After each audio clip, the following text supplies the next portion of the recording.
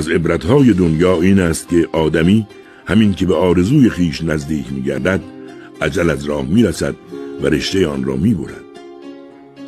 از این رو نه آرزویی برآورده می‌گردد و نه آرزومندی به حال خود وانهاده می‌شود. شگفتا، شادی دنیا چقدر فریب گستر و سیراب کردنش چقدر تشنگی آور و پرنده سایش چقدر آتشین بال و پر است. نه آینده‌اش را میتوان نپذیرفت و نه گذشته‌اش را میتوان بازگرداند. شگفتا، چقدر فاصله یک زنده برای پیوستن به مردگان کم و چقدر فاصله یک مرده از زنده هایی که از آنان جدا شده زیاد است.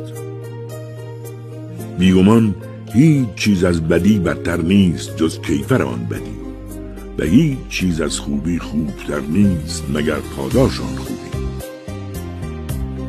اهمیت شنیدن هر چیزی از دنیا از دیدن آن بیشتر و اهمیت دیدن هر چیزی از آخرت از شنیدن آن بیشتر است. بنابراین باید شنیدن از این جهان شما را از دیدن این و خبر یافتن از جهان نادیده از دیدن آن بسنده کند.